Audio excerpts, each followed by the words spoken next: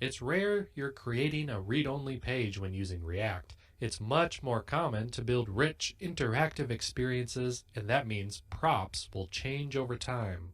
In this demo, we'll debug some scenarios that involve transforming incoming props, why it's important to avoid directly modifying object or array-based props, and how to think about immutability of props.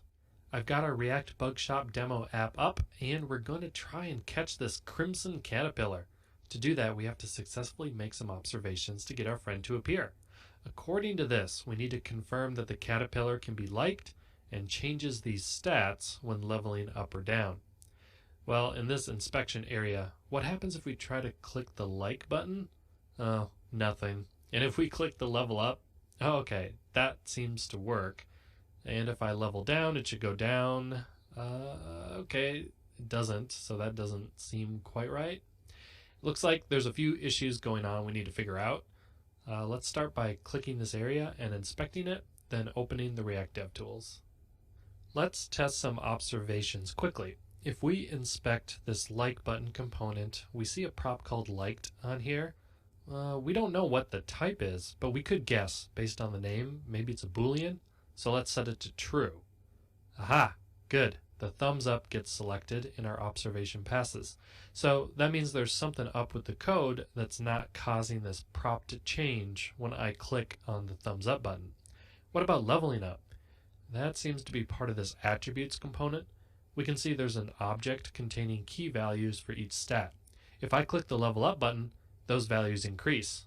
But if we look closer, I click the button twice, and it seems like what's being rendered doesn't actually match the attributes object. Not only that, if I click level down, the values keep going up. So this is definitely wonky.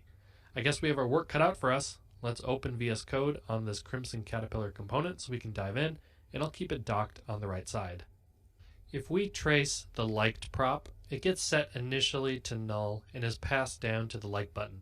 Then right away, there's a local variable introduced that seems to store what the like value is, maybe for this component down below.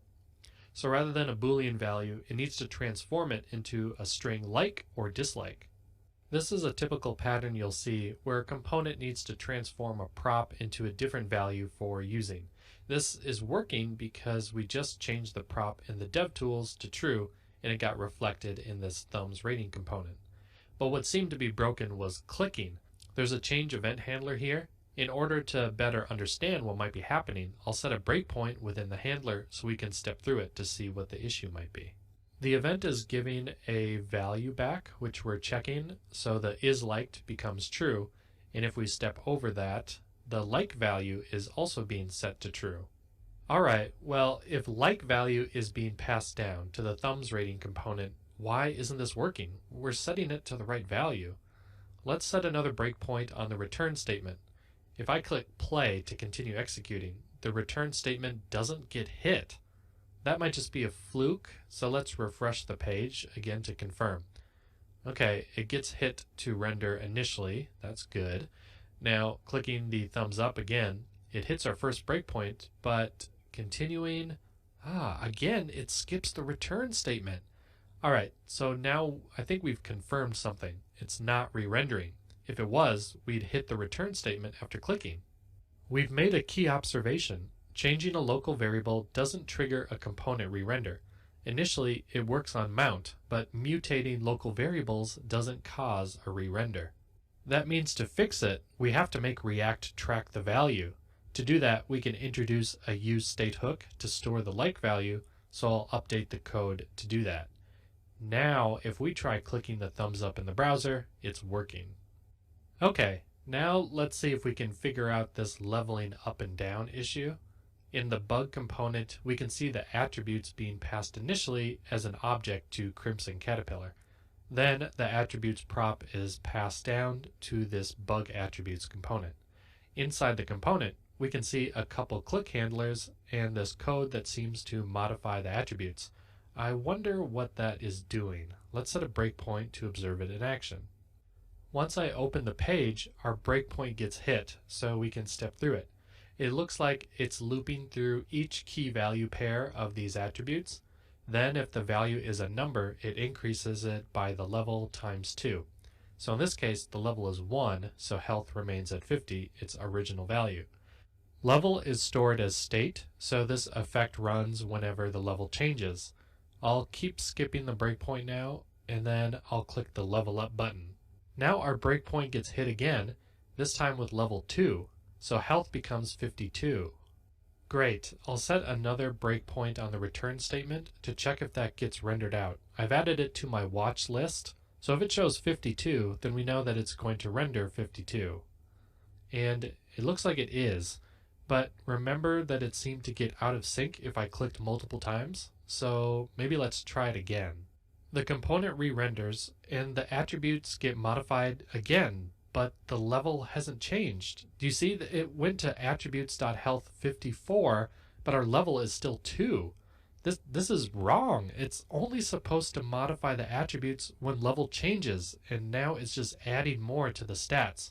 If I keep going, it keeps doing it until it finally stops at 62. Why is this happening? Well, this code is producing a side effect. It's mutating props. And if I scroll up here in this use effect, which I wasn't paying attention to, React is re-rendering the component multiple times, since once the level is greater than 1, it sets some state, and that causes this code to rerun multiple times. As you can tell, mutating props causes hard to pin down issues. This is important. We don't want to mutate props. It causes issues with stale values being rendered and makes our components hard to debug. Instead, we need to rely on using state hooks or other hooks to track changing values. To fix the bug attributes component, we'll do the same thing we did before by introducing local state to maintain a transformed attributes object. Then we'll wrap this code in a use effect to depend on level and attributes. We can call a set state action and manipulate a copy of the previous attributes. This avoids a mutation and returns the new copy as the new attributes. This can be used instead of the original attributes down in this name value list component. Alright, now let's see if we collected all the right observations. I'll like the bug and dislike it. Yep, that seems to work fine. I'll level up and we see 52, which is good. Level up again, 54. Yeah, so the math is looking good now. What about leveling down? All right, I can go back to level 1 and it's the original stats. Perfect. You know, when learning React for the first time, it's easy and can make sense to mutate props. It kind of feels more natural. As you saw, sometimes it can appear like it works, but in reality, it's causing subtle, unseen bugs like our caterpillar here. But now you know how to identify when someone is changing props, and you can avoid that to catch bugs before they become a problem.